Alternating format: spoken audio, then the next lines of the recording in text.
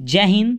Pieces maker official YouTube channel में आप सभी का स्वागत है। तो देखिए फ्रेंड्स, हम लोग आज डे 3 को लेके आए हैं, क्योंकि फ्रेंड्स ये लाने का सबसे बड़ा रीज़न है आप लोग का प्यार। क्योंकि आप लोग का प्यार और सपोर्ट ऐसे ही रहेगा तो मैं आप लोग के लिए daily practice set Monday to Friday, एक बार मैं फिर से बोल रहा हूँ फ्रेंड्स, ये मंडे टू फ्राइडे आपका होमवर्क सीरीज चलेगा। सैटरडे को आपको रिवीजन करना होगा। और फ्रेंड्स मैं आप लोगों के लिए सोच रहा हूँ कि संडे को आपका बिहार एसआई का फुल मॉक टेस्ट, यानी कि नंबर ऑफ क्वेश्चन उसमें 100 होगा, यानी कि इंग्लिश, हिंदी, जो भी जीके जीएस मैथ जितने भी क्वेश्चन है सभी उसमें इंक्लूड रहेगा। तो फ्रेंड्स प्लीज़ आप लोग कमेंट नहीं करते तो कमेंट करके बताइएगा फ्रेंड्स। और प्लीज़ आप लोग कमेंट करके ये भी बताइएगा आप लोगों के लिए वीडियो कैसा रहा। तो प्लीज़ कमेंट जरूर कीजिएगा, क्योंकि देखिए फ्रेंड्स आप लोग का प्यार और आप लोग का सपोर्ट चाहिए। अगर इस वीडियो को फर्स्ट टाइम देख रहे होंगे फ्रेंड्स, तो प्लीज़ वीडियो को लाइक और चैनल को सब्सक्राइब जरूर कीजिएगा। आप लोग लाइक भी नहीं करते फ्रेंड्स, प्लीज़ लाइक भी जरूर कीजिएगा। और देखिए आज हमारा डे 3 है और डे होमवर्क सीरीज डे 3 आप डेट देख रहे होंगे 22/1, ठीक है ना फ्रेंड्स। तो ध्यान रखिएगा ये आज का डेट का है, ठीक है। तो देखते हैं आज का हमारा फर्स्ट क्वेश्चन। और ये सबसे इंपॉर्टेंट पॉइंट कि आज का जो टेस्ट है वो करंट अफेयर्स है।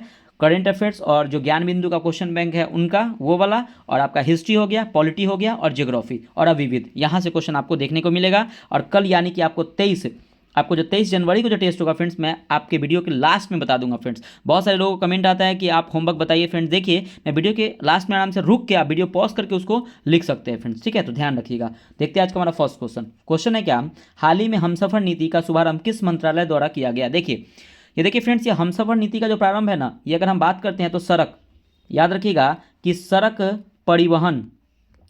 परिवहन एवं राजमार्ग मंत्रालय के द्वारा शुरू किया गया है ये आपका हमसफर नीति। और देखिए हमारे वर्तमान में सड़क परिवहन एवं राजमार्ग मंत्री कौन है, तो नितिन गडकरी है, ठीक है। अब देखिए यहाँ से क्वेश्चन आता है, आप बन सकता है कि सागर माला परियोजना का संबंध किससे। देखिए अगर हम बात करते हैं सागर माला परियोजना का जो संबंध है वो बड़े बंदरगाह जो होते हैं ना उससे संबंधित है। बड़े बंदरगाहों से संबंधित है क्या आपका, तो याद रखिएगा सागर माला परियोजना बड़े बंदरगाहों से संबंधित है। चलिए अगला देखते हैं। यहाँ पे एक और पॉइंट है कि भारत माला परियोजना किससे संबंधित है। देखिए अगर हम बात करते हैं भारत माला परियोजना ना, ये आपका राष्ट्रीय, याद रखिएगा आपका राष्ट्रीय राजमार्ग से संबंधित है, नेशनल हाईवे से संबंधित है क्या, तो भारत माला परियोजना। और देखिए सागर माला परियोजना जो है आपके बड़े बंदरगाहों से संबंधित है। और हमसफर नीति जो संबंधित है ये जो सड़क परिवहन एवं राजमार्ग मंत्रालय के द्वारा इसको लाया गया था, ये भी ध्यान रखिएगा। अगला क्वेश्चन है आपका कि किस राज्य में पोलाम्बरम परियोजना के खिलाफ स्थानीय लोगों ने फिर से अपना विरोध करना शुरू कर दिया। तो देखिए ये जो है ना आपका जो पोलाम्बरम परियोजना है इसके लिए खिलाफ ना ये जो आंध्र प्रदेश, याद रखिएगा कि आंध्र प्रदेश के जो लोग हैं ये क्या कर दिए, इन्होंने विरोध कर दिया। तो ये भी ध्यान रखिएगा, आंध्र प्रदेश का राइट आंसर हो जाएगा। अगला क्वेश्चन देखिए यहाँ पे कि पोलावरम परियोजना किस नदी पर अवस्थित है। तो याद रखिएगा कि ये जो आपका पोलावरम परियोजना जो है फ्रेंड्स आपका ये गोदावरी नदी, याद रखिएगा गोदावरी नदी पर स्थित है पोलावरम परियोजना। और सबसे इंपॉर्टेंट यहाँ पे क्वेश्चन बन सकता है कि गोदावरी नदी की लंबाई कितनी है, तो 1465, यानी कि 1465, याद रखिएगा 1465 किलोमीटर जो है आपकी गोदावरी नदी की लंबाई है। और एक क्वेश्चन यहाँ से एक और बनता है फ्रेंड्स, ध्यान रखिएगा कि प्रायद्वीपीय भारत की सबसे लंबी नदी कौन है, तो यही गोदावरी नदी है। प्रायद्वीपीय भारत की सबसे लंबी नदी कौन है, तो गोदावरी नदी है। और देखिए फ्रेंड्स मैं आपको एक बात कहना चाहता हूँ, अगर आपको मैं ये PDF अपलोड करता हूँ आपके पीसीएस मेकर टेलीग्राम पे, तो प्लीज़ आप टेलीग्राम और व्हाट्सएप दोनों ग्रुप में ज्वाइन हो जाइएगा। और मैं फ्रेंड्स आपको ये PDF ना अपलोड कर दे, वीडियो अपलोड होने के कुछ देर के बाद मैं PDF भी भेज देता हूँ। तो आप प्लीज़ आप इस PDF को हो सके तो आप इसको जिरक्स कर लीजिए, नहीं तो अगर आप इसे लिख सकते हैं तो आप फ्रेंड्स लिख सकते हैं। 75 क्वेश्चन लिखने में या इसका आंसर लिखने में, देखिए फ्रेंड्स आप बहुत सारे लोगों का कमेंट आता है कि आप वीडियो मतलब कि आप PDF भेजिए आंसर के साथ, तो वो बहुत लिखावट के साथ रहता है ना, तो वो दिखेगा नहीं प्रॉपर वे में। तो प्लीज़ आप वीडियो को पॉज करके आप लिखिए, आपको ही फायदा करने का, लिखने से बहुत सारी चीज़ याद होता है। तो प्लीज़ आपसे रिक्वेस्ट कर रहे हैं कि आप लोग ऐसे डिमांड ना करें, आप प्लीज़ आप PDF मैं भेज दे रहा हूं तो आप उसको निकाल के हाथ से आप उसको लिख सकते हैं, ठीक है। अगर आपको टाइम नहीं है तो वीडियो ही देखिए। चलिए नेक्स्ट क्वेश्चन देखते हैं हम लोग कि पोलावरम परियोजना को राष्ट्रीय परियोजना कब घोषित किया गया। तो ध्यान रखिएगा कि पोलावरम परियोजना को राष्ट्रीय परियोजना ये 2014 में घोषित किया गया। तो देखिए फ्रेंड्स यहाँ से आपका करंट से आपका 3 क्वेश्चन बना, ये स्टैटिक हो गया दोनों, एक करंट हो गया, तो ये ध्यान रखिएगा।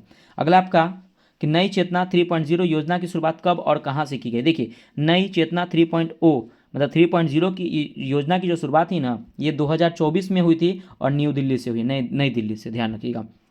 महिलाओं के साथ हिंसा उन्मूलन के लिए दिवस कब मनाया गया था। मैं आपको जब फर्स्ट होमवर्क सीरीज दिया था मैं वहाँ पे क्वेश्चन इसको इंक्लूड किया था, तो याद रखिएगा महिलाओं के साथ हिंसा उन्मूलन के लिए दिवस मनाया गया था 25 नवंबर को, ये ध्यान रखिएगा फ्रेंड्स, ठीक है। अगला क्वेश्चन है 4 नंबर कि सुप्रीम कोर्ट के सुप्रीम कोर्ट ने किस अधिनियम में संशोधन का आग्रह किया जिसमें बाल पोर्नोग्राफी के स्थान पर बाल यौन शोषण सामग्री रखा गया? तो याद रखिए पॉक्सो, याद रखिए पॉक्सो एक्ट के तहत क्या हुआ था कि सुप्रीम कोर्ट ने पॉक्सो एक्ट के तहत बाल पोर्नोग्राफी के स्थान पर बाल यौन शोषण सामग्री रखा। अब देखिए फ्रेंड्स, यहाँ पे क्वेश्चन बन सकता है कि बताइए पॉक्सो का फुल फॉर्म, ये जो खबरों में हाल ही में है, इसका फुल फॉर्म क्या है? तो आप नोट डाउन कर लीजिएगा, protection of children from the sexual offences act. फिर से मैं बोल रहा हूँ, protection of children from sexual offences act, ध्यान रखिएगा। अगला क्वेश्चन है आपका, देखिए कि आईटी अधिनियम के किस धारा के तहत बाल यौन शोषण पर दंड का प्रावधान किया गया है? तो देखिए ये जो आपका जो दंड, ये शोषण का जो धारा है वो आपका 67 यानी कि 67 धारा के तहत ये मतलब ये घोषित किया गया है। 5 नंबर की बिहार कोकिला के नाम से प्रसिद्ध गायिका जिनका हाल ही में निधन हो गया है कौन? देखिए यहाँ पे कोकिला से मैं 3 क्वेश्चन आपको क्लियर कर देता हूँ। सबसे पहले क्या यहाँ पे कि बिहार कोकिला के नाम से प्रसिद्ध गायिका जिनका हाल ही में निधन हो गया, जो बिहार की थी, तो आपको पता है कि शारदा सिन्हा, याद रखिएगा शारदा सिन्हा, जिनका हाल ही में फ्रेंड्स क्या हो गया, निधन हो गया। अब यहाँ पे एक क्वेश्चन ये बन सकता है, दूसरा क्वेश्चन ये तो हो गया बिहार की कोकिला। अगर हम बात करते हैं स्वर कोकिला, अगर स्वर कोकिला की बात करें तो कौन है? तो लता मंगेशकर। स्वर कोकिला कौन है? लता मंगेशकर, इनका भी हाल में निधन हो गया है। और एक क्वेश्चन ये है कि भारत कोकिला से किससे जाना जाता है? भारत की कोकिला से तो सरोजनी नायडू, सरोजनी नायडू, याद रखिए सरोजनी नायडू। अब देखिए फ्रेंड्स, यहाँ से एक क्वेश्चन में ये बताना चाह रहा हूँ आपको कि शारदा सिन्हा जिनका भी हाल ही में निधन हो गया, तो ये बिहार से रिलेटेड तो क्वेश्चन यहाँ से बन सकता है, तो ध्यान रखिएगा। पहला क्वेश्चन बनता है क्या कि इनको पद्म भूषण कब मिला था? 2018 में शारदा सिन्हा को पद्म भूषण मिला। उसके बाद 1991 में इनको पद्मश्री मिला, पद्मश्री मिला। और याद रखिएगा 2000 में 2000 में इनको संगीत नाटक अकादमी दिया गया। ध्यान रखिएगा, बहुत इंपॉर्टेंट है, फंसेगा एग्जाम में क्वेश्चन। 2018 में पद्म भूषण, 1991 में पद्मश्री और 2000 में संगीत नाटक अकादमी दिया गया 2000 ईस्वी में। अगला 6 नंबर की विश्व के सर्वाधिक प्रतिष्ठित फिल्म पुरस्कार ऑस्कर में इस बार कौन सी फिल्म भारत की प्रतिनिधित्व करेगी? देखिए अगर हम बात करते हैं ना ऑस्कर के बारे में, फिर से याद रखिएगा कि ऑस्कर, ये ऑस्कर का जो शुरुआत हुई थी ना वो 1929 में इसकी शुरुआत हुई थी। और याद रखिएगा भाई हाल ही में जो नामित किया गया जो मूवी है वो आपका लापता लेडीज़ है, लापता लेडीज़, याद रखिएगा ये भारतीय फिल्म है लापता लेडीज़। अगर आप नहीं देखे होंगे तो एक बार जरूर देखिएगा, ठीक है ना, कि हमारे भारत में लेडीज़ कैसे लापता होती हैं, तो इनके बारे में देखिए। लापता लेडीज़ है जो ऑस्कर में नामित हुआ, ये सबसे बड़ी बात है हम लोगों के लिए। और याद रखिए ये जो मूवी जो नामित होने वाली है ना 97वां ऑस्कर में नामित होने वाली मूवी है लापता लेडीज़। अगर हम बात करते हैं क्या कि पहली फिल्म कौन है जो ऑस्कर में नामित हुई थी, तो याद रखिएगा मदर इंडिया। यहाँ से क्वेश्चन बना था एग्जाम में, मदर इंडिया ये कब नामित हुई थी? ये हुई थी 1957 में। अगला, ऐसे व्यक्ति जिन्हें फिल्म जगत में जीवन पर्यटन उपलब्धियां के लिए ऑस्कर अवार्ड दिया गया था, तो याद रखिएगा सत्यजीत रे को दिया गया था, ध्यान रखिएगा, ठीक है। अगला क्वेश्चन देखते हैं। अगला क्वेश्चन आपका 7 नंबर है कि देसी गाय को राज्य माता का दर्जा किस राज्य द्वारा दिया गया था? देखिए अगर हम बात करते हैं देसी गाय को ना राज्य माता का दर्जा दिया गया था वो महाराष्ट्र के द्वारा, याद रखिए महाराष्ट्र के द्वारा दिया गया था। अब यहाँ पे क्वेश्चन बनेगा कि महाराष्ट्र के द्वारा दिया गया था तो उस समय महाराष्ट्र के सीएम कौन थे? तो एकनाथ, याद रखिएगा एकनाथ शिंदे थे उस समय महाराष्ट्र के सीएम। लेकिन अभी वर्तमान में कौन है महाराष्ट्र के सीएम? तो देवेंद्र फडणवीस जो है अभी वर्तमान में महाराष्ट्र के सीएम है। अब देखिए यहाँ पे क्वेश्चन है कि वैदिक सभ्यता में गाय के लिए प्रयुक्त शब्द क्या है? तो आपको पता है अधन्या जो है वो वैदिक सभ्यता में गाय शब्द के लिए प्रयोग किया जाता था। और याद रखिएगा अधन्या का मतलब होता है न मारे जाने योग्य पशु। अगला क्वेश्चन है आपका 8 नंबर कि हाल ही में 7वीं आवधिक श्रम बल सर्वेक्षण वार्षिक रिपोर्ट किस संस्था द्वारा जारी किया गया है? तो ये जारी किया गया NSSO के द्वारा जारी किया गया। याद रखिएगा कि सॉरी फ्रेंड्स, ये हाल ही में 7वीं मतलब कि आवधिक श्रम बल सर्वेक्षण वार्षिक रिपोर्ट जो जारी किया गया है वह श्रम ब्यूरो, याद रखिएगा श्रम ब्यूरो के द्वारा जारी किया है, श्रम ब्यूरो के द्वारा जारी किया है इसको। और यहाँ पे क्वेश्चन है फ्रेंड्स, यहाँ पे मैं इसका आंसर बता दिया हूँ कि भारत में रोजगार और बेरोजगारी के आंकड़े कौन जारी करता है? तो ये जारी करता है NSSO। ध्यान रखिएगा, मैं फिर से रिपीट कर दे रहा हूँ कि हाल ही में 7वीं आवधिक श्रम बल सर्वेक्षण वार्षिक रिपोर्ट किस संस्था के द्वारा जारी किया गया? तो श्रम ब्यूरो के द्वारा। लेकिन यहाँ पे दूसरा क्वेश्चन है कि भारत में रोजगार और बेरोजगारी के आंकड़े कौन जारी करता था? NSSO। अगर हम बात करते हैं NSSO का फुल फॉर्म क्या होता है? तो national sample survey office, national sample survey office लिख लीजिएगा। अगला क्वेश्चन है 9 नंबर कि बिहार में पहले ड्राई पोर्ट का उद्घाटन किस जिले में किया गया? तो याद रखिएगा ये जो किया गया था पटना जिला के बिहटा में क्या हुआ था कि इसका उद्घाटन किया गया था। अगला क्वेश्चन है आपका 10 नंबर के भारत की पहली हवाई आधारित स्वसंचालित आंतरिक वायु गुणवत्ता निगरानी सुविधा किस एयरपोर्ट पर शुरू की गई है? तो ये शुरू जो की गई है फ्रेंड्स वो केरल के तिरुवनंतपुरम में, याद रखिए केरल के तिरुवनंतपुरम में किया गया है इसकी शुरुआत। अगला है कि आंतरिक वायु गुणवत्ता का विकास किस संगठन द्वारा किया गया है? तो ये जो किया गया है CSIR के द्वारा, यानी कि आंतरिक वायु गुणवत्ता का विकास जो है वो CSIR के द्वारा शुरू किया गया है। CSIR का फुल फॉर्म होता है council of scientific and industrial research. Council of scientific and industrial research इसका फुल फॉर्म होता है फ्रेंड्स। देखिए यहीं आपको पीसीएस में करने में आपको फायदा मिलेगा फ्रेंड्स। बहुत सारे एक्स्ट्रा फैक्ट मैं आपको बताता हूं जो सर के दौरान अगर नहीं बताया गया मैं फिर भी आपको बताता हूं, और बहुत सारे वीडियो में आपको क्या होगा ना कि आपको डायरेक्टली आंसर मिलेगा, उतना थोड़ा डिटेल में बताया नहीं जाता है, लेकिन मैं चाहता हूँ फ्रेंड्स आप लोग को मैं डिटेल में बताओ। तो प्लीज़ आप इसलिए पीसीएस में कर चैनल से जुड़िए, और नीचे दिए गए डिस्क्रिप्शन में टेलीग्राम का लिंक है, आप उससे भी ज्वाइन होकर आप PDF और कोई भी लेटेस्ट एग्जाम ओरिएंटेड फैक्ट उसमें आप जान सकते हैं। अगला क्वेश्चन है कि अक्टूबर 2024 में महिला उद्यमिता मंच का शुभारंभ किस राज्य में किया गया? तो देखिए ये जो महिला उद्यमिता मंच का शुभारंभ किया गया है वो तेलंगाना में किया गया, तेलंगाना में इसकी शुरुआत किया गया है। अगला आपका कि महिला उद्यमिता मंच किस आयोग द्वारा शुरू किया गया है? तो देखिए महिला उद्यमिता जो मंच है ना ये शुरू किया गया नीति आयोग के द्वारा। ये नीति आयोग जो होता है अगर हम बात करते हैं इसका full form national institutions for transforming India, इसका फुल फॉर्म होता है, ध्यान रखिएगा एग्जाम में आए हुए हैं।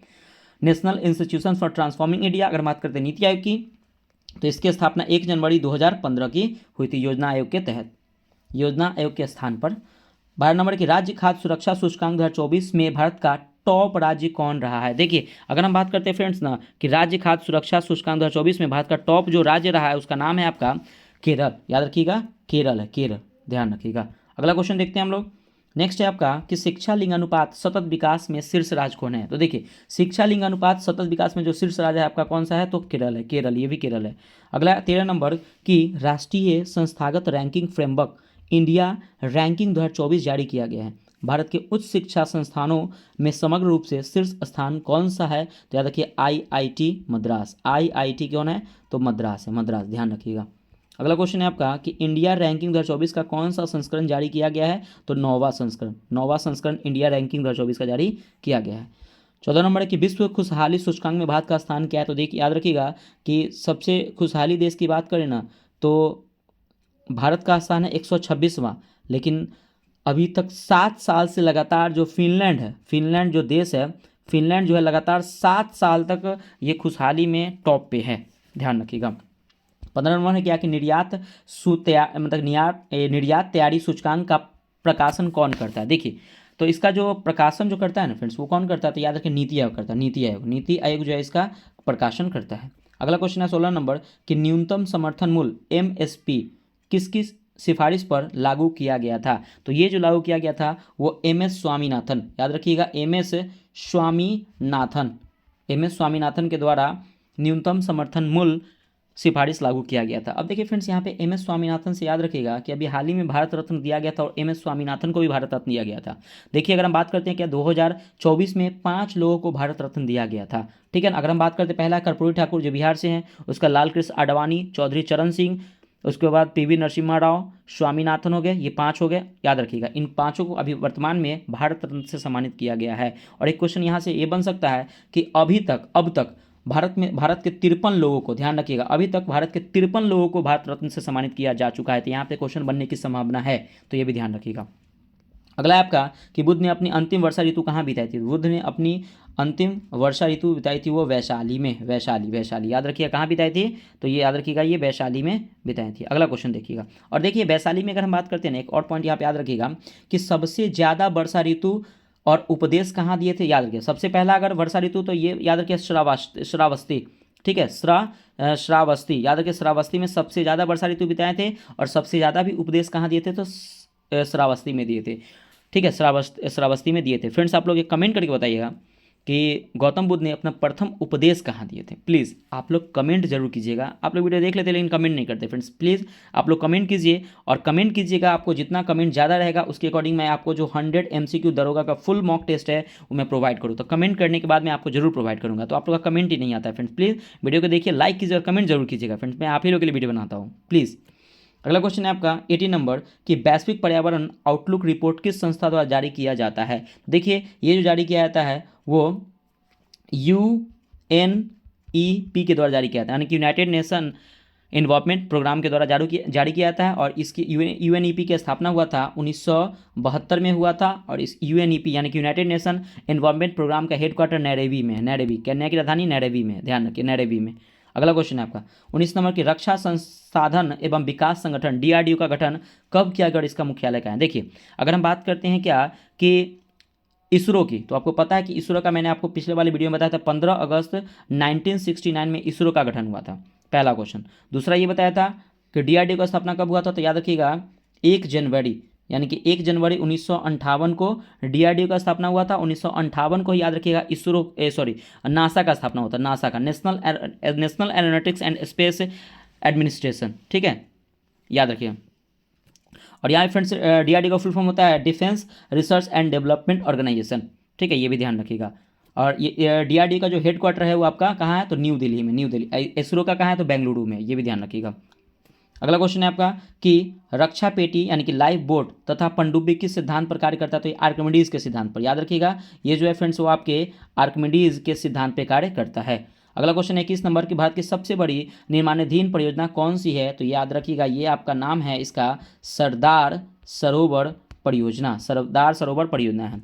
अगला 22 नंबर की, चुनाव आयोग अपने स्थापना वर्ष से किस अवधि तक एक सदस्यीय निकाय के रूप में कार्य किया है, तो याद रखिएगा ये जो किया है, सबसे पहले कि चुनाव आयोग की बात करते हैं तो चुनाव आयोग का गठन हुआ था 25 जनवरी 1950। तो 25 जनवरी 1950 से लेके 1989 यानी कि 1989 तक क्या हुआ था कि ये एक सदस्यीय निकाय के रूप में गठन मतलब कि इसका किया है, याद रखिएगा।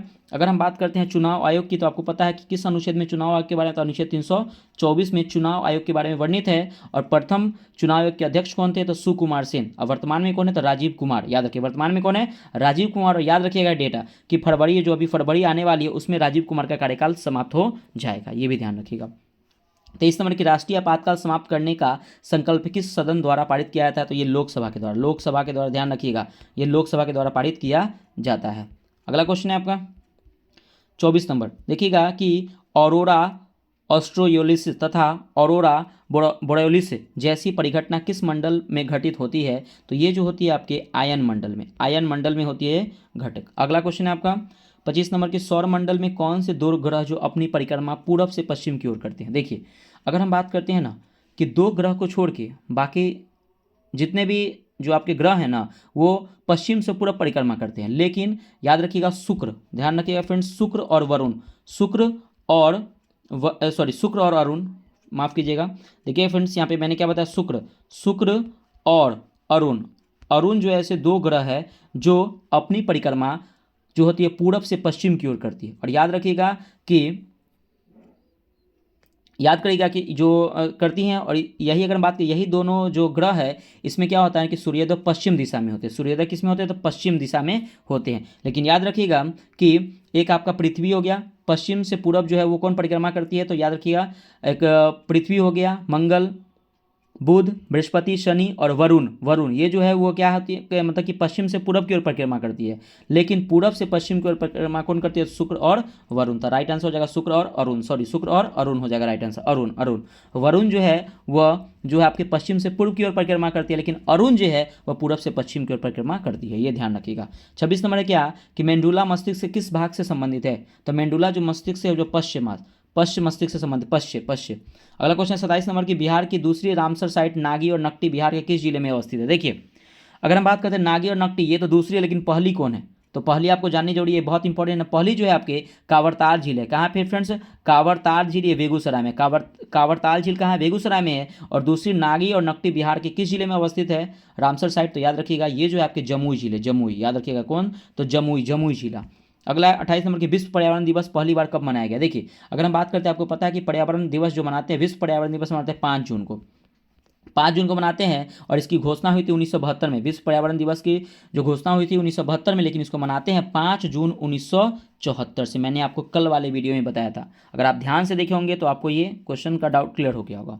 29 नंबर की, भारतीय कौन सी नदी कर्क रेखा को 2 बार काटती है, तो देखिए फ्रेंड्स आपकी अगर हम बात करते हैं ना, माही नदी, ध्यान रखिएगा माही नदी जो है ना, माही नदी जो है आपकी वह कर्क रेखा को 2 बार काटती है, माही नदी, ठीक है। और माही नदी जो है मेहंद झील से निकलती है, मेहंद झील से क्या होती है, निकलती है। अगर हम बात करते हैं क्या कि लिम्पोपो नदी को मकर रेखा जो होती है वो लिम्पोपो नदी को 2 बार काटती है। लिम्पोपो नदी को क्या करती है? 2 बार काटती है। अगर बात करें कांगो नदी है, ये भी ध्यान रखिए, मैं तीनों यहाँ पे क्लियर कर देता हूँ। कांगो नदी की बात करें तो कांगो नदी जो है वह विषुवत रेखा को 2 बार काटती है, विषुवत रेखा को 2 बार काटती है। अगला 30 नंबर कि घाघरा नदी गंगा में कहाँ पर मिलती है? तो घाघरा नदी गंगा में छपड़ा पर मिलती है, छपड़ा पे मिलती है। अगला क्वेश्चन है 31 नंबर कि नर्मदा और ताप्ती नदी के बीच अवस्थित पहाड़ी कौन सी है? तो ये आपकी है सतपुड़ा पहाड़ी है। और याद रखिए सतपुड़ा श्रेणी जो अवस्थित है। अगर हम बात करते हैं नर्मदा और ताप्ती नदी के बीच कौन है? तो सतपुड़ा श्रेणी, ये भी ध्यान रखिएगा। 32 नंबर की इलाहाबाद की संधि किस युद्ध के बाद की गई थी? देखिए अगर हम बात करते हैं इलाहाबाद की संधि ना, तो एक देखिए बक्सर का युद्ध हुआ था 22 अक्टूबर, डेट याद रखिए 22 अक्टूबर 1764 को हुआ था बक्सर का युद्ध। और ये बक्सर का युद्ध हुआ था ना ब्रिटिश सेना और भारत के संयुक्त सेना के बीच में हुआ था, ब्रिटिश सेना और भारत के सेना के बीच में हुआ था। जिसमें से ब्रिटिश सेना की बात करते हैं तो इसमें से हेक्टर मुन्नो ने भाग लिया था और संयुक्त सेना में सुजाउद्दौला के नेतृत्व किया था, मतलब सुजाउद्दौला ने नेतृत्व किया था। तो देखिए अगर हम बात करते हैं क्या कि इलाहाबाद की संधि ऐसा कहा जाता है, मतलब कि ऐसा है कि आपको जो बक्सर की युद्ध जो हुआ था उसके संधि के तहत ये क्या हुआ था के बाद की गई थी इलाहाबाद की संधि। और इलाहाबाद की संधि हुई थी कब? तो 1765 में इलाहाबाद की संधि हुई थी। और याद रखिएगा इसमें क्या हुआ था कि ब्रिटिश सेना जीत जाती है और भारत के जो संयुक्त सेना सुजाउद्दौला जो होते हैं वो हार जाते हैं। अगला क्वेश्चन है आपका, देखिए यहाँ पे geography, modern history, polity, static GK 1, ध्यान देखिएगा यहाँ से क्वेश्चन बनेगा। तो देखिए यहाँ पे क्वेश्चन आपका 33 नंबर की भारत के साथ बांग्लादेश की स्थलीय सीमा कितनी लंबी है? देखिए भारत के साथ बांग्लादेश की जो स्थलीय सीमा है ना वह 4096 किलोमीटर है और सबसे लंबी है, ध्यान रखिएगा। ठीक है, सबसे लंबी है बांग्लादेश की और सबसे छोटी किसकी है? तो अफगानिस्तान की, तो 106 किलोमीटर, ये ध्यान रखिएगा।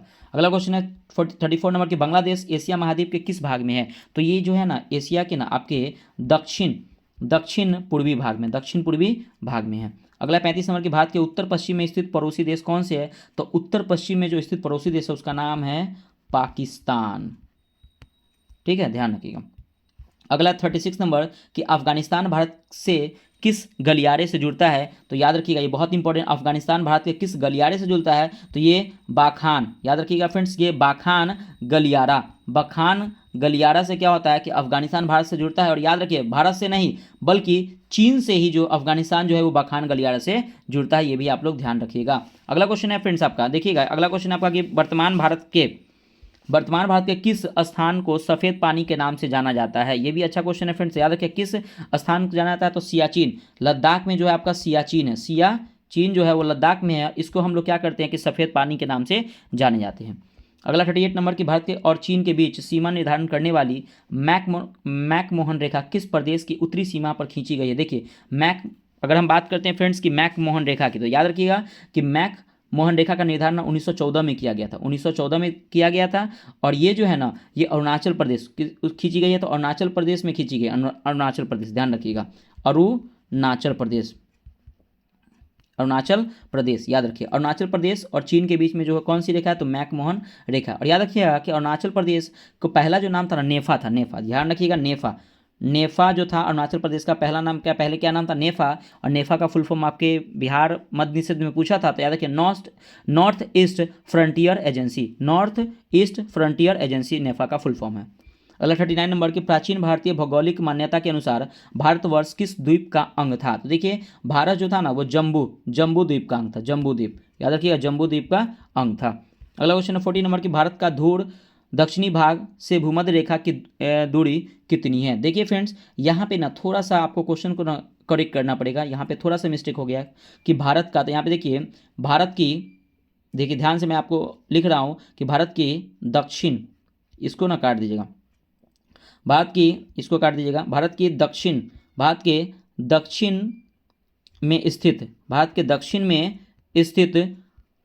दक्षिण में स्थित मुख्य भूमि, याद रखिएगा लिख लीजिएगा, भारत के दक्षिण में स्थित मुख्य भूमि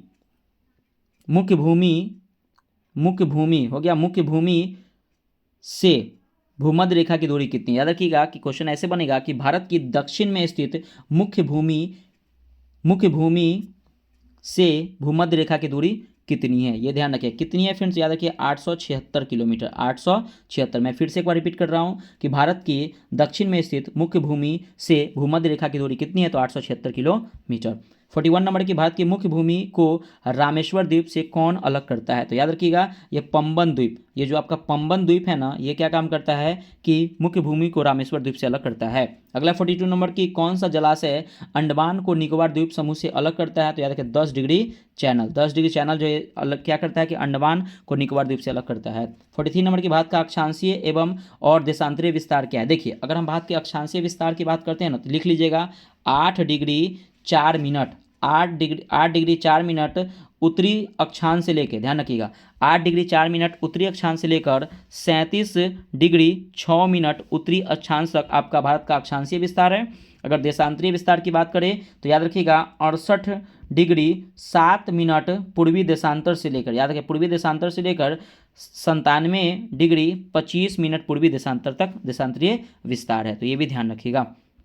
अगला 44 नंबर की भारत का सुदूर दक्षिणतम बिंदु क्या है? तो देखिए सुदूर दक्षिणतम बिंदु जो है आपका भारत का वो क्या है आपका इंदिरा पॉइंट, इंदिरा पॉइंट है, ध्यान रखिए इंदिरा पॉइंट बोलिए या इसको पिगमिलियन पॉइंट बोलते हैं या पार्सन पॉइंट इसी को बोलते हैं, इंदिरा पॉइंट, पिगमिलियन पॉइंट या पार्सन पॉइंट इसी को कहते हैं। अगला ब्रिटिश ईस्ट इंडिया कंपनी का स्थापना के समय भारत का राजा और ब्रिटेन की महारानी कौन थी? देखिए जब ब्रिटिश ईस्ट इंडिया कंपनी का स्थापना ना 1600 ईस्वी में हुआ था, तो उस समय जब भारत के राजा थे ना वो अकबर था। अकबर कौन था? तो अकबर थे उस समय राजा। अगर हम बात करते अकबर के शासनकाल की तो 1556 से लेके 1605 तक अकबर का शासनकाल था। और उस समय महारानी कौन थी? तो महारानी थी एलिजाबेथ प्रथम। कौन थी? एलिजाबेथ प्रथम क्या थी? महारानी थी, ध्यान रखिएगा। अगला क्वेश्चन, अगर अगला क्वेश्चन की बात करते हैं फ्रेंड्स, देखिए नेक्स्ट क्वेश्चन है आपका कि भारत आने वाला दूसरा अंग्रेज यात्री कौन था और किसके दरबार में, थोड़ा सा इसको कर लीजिए, किसके दरबार में आया था? तो याद रखिएगा देखिए यहाँ पे ना थोड़ा सा आपको फ्रेंड्स ना थोड़ा सा और करेक्शन करना है क्या, या भारत को काटिएगा, यहाँ पे लिखिएगा कि मुगल दरबार, ध्यान रखिएगा लिखिएगा मुगल दरबार। मुगल दरबार में आने वाला दूसरा अंग्रेज यात्री कौन था और किसके दरबार में आया था? थोड़ा सा करेक्शन कर लीजिएगा, थोड़ा सा मिस्टेक है, ठीक है, किसके दरबार में आया था? पीडीएफ में भी ऐसे कर सकते हैं, तो ध्यान रखिएगा। अगर हम बात करते हैं कि भारत आने मतलब कि मुगल दरबार में आने वाला दूसरा, तो प्रथम कौन है? तो प्रथम पहले मैं आपको बताता हूँ तब दूसरा बताऊँ। कैप्टन हॉकिंस जो थे वह मुगल दरबार में आने वाले प्रथम अंग्रेज यात्री थे। अगर दूसरे की बात करें तो दूसरे कौन थे? तो याद रखिएगा दूसरे जो थे वो उनका नाम था सर टॉमस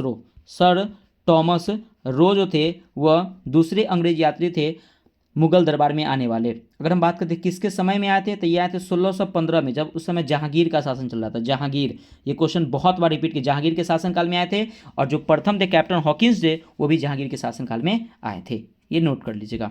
47 नंबर है कि ब्रिटिश ईस्ट इंडिया कंपनी द्वारा पहला कारखाना कहाँ स्थापित किया गया था? देखिए यहाँ पे अस्थाई अस्थाई नहीं पूछा जा रहा है, मतलब पहला कारखाना पूछा जा रहा है, तो याद रखिएगा कि पहला कारखाना 1608 में सूरत में जो अस्थाई था, 1608 में सूरत में खोला गया था, जो अस्थाई मतलब कि प्रमाण नहीं था उसका, अस्थाई था, ये ध्यान रखिएगा। 48 नंबर क्या कि 1760 में वांडीवास की प्रसिद्ध लड़ाई अंग्रेजों ने किसके साथ लड़ी थी? देखिए वांडीवास, पहले तो यहाँ पे वांडीवास का युद्ध हुआ था 1760 में अंग्रेजों और फ्रांसीसी के बीच में, अंग्रेजों और फ्रांसीसी के बीच में होता है, जिसमें अंग्रेज जीत जाता है और फ्रांसीसी हार जाता है। और कहा जाता है कि फ्रांसीसी का जो पतन है ना इसी युद्ध के बाद होने लगा था। अगला क्वेश्चन है आपका 49 नंबर कि तृतीय कर्नाटक युद्ध किस संधि के तहत समाप्त हुआ था? देखिए तृतीय कर्नाटक युद्ध अगर हम बात करते हैं ना, सबसे पहले हुआ था किसके बीच में? तो ब्रिटिश ईस्ट इंडिया कंपनी और फ्रांसीसी ईस्ट इंडिया कंपनी के मध्य हुआ था, जिसमें क्या हुआ था, ये जो मध्य हुआ था, ये जो हुआ था पेरिस की संधि के साथ समाप्त हुआ था। और ये कब हुआ था? तो 1756 से लेके 1763 तक ये हुआ था आपका तृतीय कर्नाटक युद्ध। 50 नंबर क्या कि औपनिवेशिक शासन को सर्वप्रथम कहाँ स्थापित किया गया था? तो ये बंगाल में, याद रखिएगा बंगाल में स्थापित किया गया था। अगला क्वेश्चन है आपका कि 51 नंबर की किसी युद्ध की समाप्ति के बाद अंग्रेजों ने भारत पर पूर्णतः शासन सत्ता को स्थापित किया? तो किस युद्ध होगा, यहाँ पे गलत है, टाइपिंग मिस्टेक, याद है किस युद्ध के बाद? तो याद रखिए बक्सर का युद्ध। किसके बाद? तो बक्सर का युद्ध हुआ था 1764 में, तो इसके बाद क्या हुआ था कि सत्ता का स्थापित किया गया था। अगला क्वेश्चन है आपका 52 नंबर के अंग्रेजी शासनकाल में भारत का कौन सा क्षेत्र अक्रिय उत्पादन, देखिए यहाँ पे बात करें ना, यहाँ पे थोड़ा सा इसको भी सही कर लीजिएगा फ्रेंड्स कि अंग्रेजी शासनकाल में भारत का कौन सा क्षेत्र अफीम होगा, अक्रिय नहीं होगा, अफीम उत्पादन के लिए प्रसिद्ध था। तो याद रखिए अपना बिहार जो था वो अफीम के लिए प्रसिद्ध था। अगला 43 नंबर कि ईस्ट इंडिया कंपनी के किस गवर्नर को औरंगजेब द्वारा भारत से निष्कासित किया गया था? मैं पिछले वाले वीडियो में बताया था, इसका नाम था sir John child. Sir John child के द्वारा क्या हुआ था कि औरंगजेब ने इसको क्या हुआ था कि बच्चा, ऐसे याद रखिए ना, बच्चा को निकाल दिया था भारत से। तो ऐसे आप याद कर सकते, ट्रिक याद करने का, चाइल्ड। ठीक है, अगला क्वेश्चन है 54 नंबर कि अंग्रेज रॉल्फ क्रीच नहीं रॉल्फ फिंच होगा, यहाँ पे भी मिस्टेक है फ्रेंड्स, थोड़ा सा मिस्टेक आज ज़्यादा दिख रहा है हमको।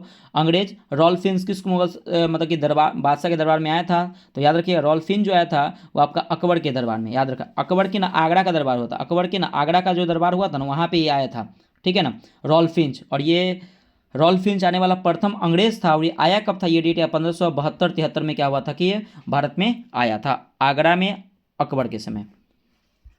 1611 में मुगल बादशाह से किस अंग्रेज ने व्यापारिक अनुमति लेने में सफल हुआ? तो 1611 में मुगल बादशाह से किस अंग्रेज ने व्यापारिक अनुमति लेने में सफल हुआ? देखिए सफल पूछा जा रहा है, असफल नहीं। तो यहाँ पे John Milton, John John Milton, John Milton Milton John Milton क्या हुआ था? 1611 में मुगल बादशाह से अंग्रेजों ने व्यापारिक अनुमति लेने में सफल हुआ था, जॉन मिल्टन। अगला क्वेश्चन है 56 नंबर, किस मुगल बादशाह से अंग्रेजों ने 1.5 लाख रुपए मुआवजा के तौर पर वसूल किए मतलब किस वसूल किए? तो ध्यान रखिएगा औरंगजेब ने। तो किस मुगल बादशाह ने, यहाँ से नहीं होगा, ने कर लीजिएगा, ने मतलब किस मुगल बादशाह ने अंग्रेजों ने 1.5 लाख रुपए मुआवजा के तौर पर वसूली किए? तो याद रखिएगा औरंगजेब ने, औरंगजेब को जिंदा पीर भी कहा जाता है, ध्यान रखिएगा। अगला 57 नंबर के अंग्रेजों ने सन 1700 ईस्वी में पहला प्रेसिडेंसी नगर किस शहर की घोषणा किया था? तो याद रखिए कलकत्ता की घोषणा किया था, कलकत्ता जो इसका पहला प्रेसिडेंसी शहर था। अगला क्वेश्चन है आपका 58 नंबर के अंग्रेजों के बाद भारत आने वाला यूरोपीय कंपनी कौन थी? देखिए अंग्रेजों के बाद जो भारत आने वाला यूरोपीय कंपनी था ना, डेनिश ईस्ट इंडिया कंपनी, याद रखिएगा डेनिश ईस्ट इंडिया कंपनी था। और ये इसकी स्थापना जो हुआ था वो 1616 में इसकी स्थापना हुआ था। ये ज़्यादा दिन तक ये कंपनी नहीं टिकी थी। अंग्रेजों के बाद आने वाला डेनिश ईस्ट इंडिया कंपनी थी। अगला क्वेश्चन है क्या कि फ्रांसीसी व्यापारिक कंपनी की स्थापना किस फ्रांसीसी शासक के काल में हुई थी? तो फ्रांसीसी व्यापारी कंपनी की स्थापना किस फ्रांसीसी शासक के काल में हुई थी? तो याद रखिए लुई 14वां के शासनकाल में हुई थी। अगला क्वेश्चन है आपका 60 नंबर की भारत आने वाले यूरोपियों के क्रम को लिखिए। देखिए भारत आने वाले यूरोपीय कौन कौन थे? तो पहला आपको पता है फ्रेंड्स, पहला थे पुर्तगाल, दूसरा आपका डच, याद रखिएगा डच पहले आया है लेकिन फैक्ट्री का स्थापना अंग्रेज पहले किया है, ध्यान रखिए डच। तीसरे नंबर पे कौन है? तो अंग्रेज है, ठीक है, अंग्रेज हो गया। उसके चौथे नंबर पे आपका डेनिश हो गया। अंग्रेज के बाद अभी मैंने आपको बताया कि डेनिश हो गया, डेनिश सिस्टम का। उसके बाद फ्रांसीसी, उसके बाद मैंने आपको बताया फ्रांसीसी, और उसके बाद अंतिम में आया था स्वीडिश। अंतिम में कौन आया था? स्वीडिश आया था, स्वीडिश, ये ध्यान रखिएगा। तो याद रखिए क्रम में आपको बताता हूँ, पुर्तगाल, डच, अंग्रेज, डेनिश, फ्रांसीसी और स्वीडिश। आप किसी को कन्फ्यूजन होगा कि पुर्तगाल के बाद अंग्रेज आया था, बिल्कुल नहीं, पुर्तगाल के बाद डच आया है, लेकिन अंग्रेज ने डच से पहले फैक्ट्री का स्थापना किया था, ठीक है, याद रखिएगा यूरोपीय के क्रम, याद रखिए। अगला क्वेश्चन देखते हैं। अगला क्वेश्चन है फ्रेंड्स आपका 61 नंबर क्वेश्चन देखिएगा। देखिए 61 नंबर क्वेश्चन है आपका कि 1858 में शाही अधिनियम के समय भारत का गवर्नर जनरल या वायसराय कौन था? देखिए अगर हम बात करते हैं 1858 की, तो याद रखिएगा कि ये थे लॉर्ड कैनिंग जो थे उस समय क्या थे? जनरल वायसराय थे। मतलब कि भारत शाही अधिनियम के समय भारत का गवर्नर लॉर्ड कैनिंग थे। और एक और याद रखिएगा कैनिंग। एक क्वेश्चन यहाँ से बनता है कि भारत के प्रथम वायसराय कौन थे? Lord Canning. दूसरा क्वेश्चन ये बनता है कि भारत के अंतिम गवर्नर जनरल कौन थे? तो यही लॉर्ड कैनिंग। तो क्वेश्चन ऐसे बन सकता है। अगला क्वेश्चन है 62 नंबर कि किस अधिनियम द्वारा भारतीयों को अपने देश के प्रशासन में कुछ हिस्सा लेना संभव बनाया? तो याद रखिए 1861 के मतलब कि अधिनियम के तहत, 1861 के अधिनियम के तहत क्या हुआ था कि भारतीयों को अपने देश के प्रशासन में कुछ हिस्सा लेना संभव बनाया। अगला 63 नंबर, किस अधिनियम द्वारा भारतीयों को विधान परिषदों में बजट पर बहस करने की शक्ति प्राप्त हुई? तो याद रखिएगा ये जो है आपका 1892 का भारत परिषद अधिनियम के तहत हुआ क्या था कि भारतीयों को विधान परिषद में बजट पर बहस करने का अनुमति दी गई थी। और याद रखिएगा एक 1909 का अधिनियम में क्या होता है कि मतदान के अधिकार मतलब मतदान देने का अधिकार दिया गया था भारत परिषद अधिनियम 1909 के तहत। अगला क्वेश्चन है 64 नंबर कि भारत में सचिव का पद किस अधिनियम द्वारा निर्गत किया गया है? तो याद रखिएगा कि भारत में जो सचिव का पद है ना वह 1858 परिषद के अधिनियम के तहत क्या हुआ था कि पद को निर्गत किया गया था। और मतलब कि प्रथम सचिव कौन थे भारत में? तो याद रखिएगा इनका नाम है स्टेनली, याद रखिए लॉर्ड स्टेनली जो थे प्रथम सचिव के पद पे थे। अगला 65 नंबर की किस अधिनियम द्वारा केंद्रीय विधान परिषद में मुस्लिम वर्ग के लिए पृथक निर्वाचन की व्यवस्था की गई है? तो किस अधिनियम में? तो याद रखिएगा 9 के भारत शासन अधिनियम के तहत इसकी व्यवस्था की गई है। और याद रखिएगा 1919 में क्या हुआ था, 1919 के अधिनियम में क्या हुआ था कि भारत में जो सिख, ईसाई और आंग्ल भारतीयों को न पृथक निर्वाचन का अधिकार दिया गया था 1919 के अधिनियम के तहत। अगला 66 नंबर की, किस अधिनियम द्वारा भारत के गवर्नर जनरल को अध्यादेश जारी करने की शक्ति दी गई थी? तो याद रखिएगा 1861 के भारत परिषद के तहत। 67 नंबर के, भारत के गवर्नर जनरल को किस एक्ट द्वारा अपनी समिति के निर्णय को स्वीकार करने का अधिकार मिला था? तो किस एक्ट के तहत? तो 1786 के एक्ट के तहत स्वीकार करने का अधिकार दिया गया था। अगला क्वेश्चन है आपका 68 नंबर की, महारानी विक्टोरिया को भारत की सामग्री कब नियुक्त किया गया? तो याद रखिएगा 1 जनवरी, डेट याद रखिएगा 1 जनवरी 1877 को क्या हुआ था कि महारानी विक्टोरिया को भारत की सामग्री के रूप में नियुक्त किया गया था। अगला है 69 नंबर के, 1892 के अधिनियम से भारत में किस प्रकार की चुनाव प्रणाली का शुभारंभ किया गया था? देखिए 1892 के अधिनियम से भारत में किस प्रकार की चुनाव प्रणाली का शुभारंभ किया गया था? तो याद रखिए अप्रत्यक्ष, ये बहुत इंपॉर्टेंट क्वेश्चन है, अप्रत्यक्ष चुनाव प्रणाली का प्रारंभ किया गया था। लेकिन क्वेश्चन फ्रेंड्स ये बन सकता है कि प्रत्यक्ष चुनाव प्रणाली की शुरुआत कब किया गया था? तो याद रखिएगा भारत शासन अधिनियम 1919 के तहत क्या हुआ था कि प्रत्यक्ष चुनाव प्रणाली की शुरुआत किया गया था।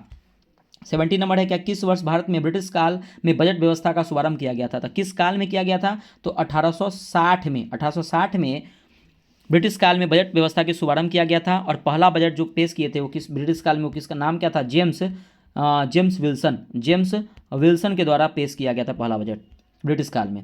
71 नंबर की, भारतीय संविधान के लिए पहली बार अनौपचारिक मांग किस विधेयक में की गई है? तो याद रखिएगा किस विधेयक में की गई है? तो याद रखिएगा स्वराज विधेयक में की गई है। स्वराज विधेयक, अगर हम बात करें स्वराज विधेयक 1895 में की गई है। और स्वराज विधेयक को बाल गंगाधर तिलक के द्वारा किया गया है पहली बार, स्वराज विधेयक में 1895 में। अगला 72 नंबर की, स्टैची आयोग का गठन कब और किस गवर्नर जनरल वायसराय के समय किया गया था? तो याद रखिएगा लॉर्ड लिटन के द्वारा 1878 में किया गया था। 1878 में लॉर्ड लिटन के द्वारा ये आपका जो स्टैची आयोग का गठन किया गया था। ठीक है, ध्यान रखिएगा।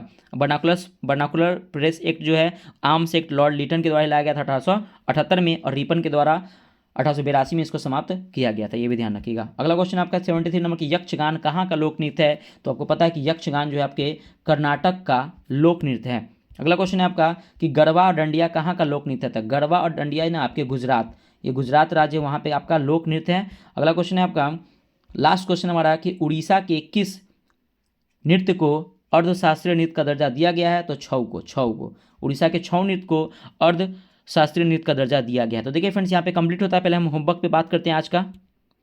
तो देखिए फ्रेंड्स आज का होमवर्क डे 4 का होमवर्क क्या है, माने ये आज होमवर्क है कल के लिए, यानी कि 23 यहाँ पे आपको दिख रहा होगा 23 तारीख।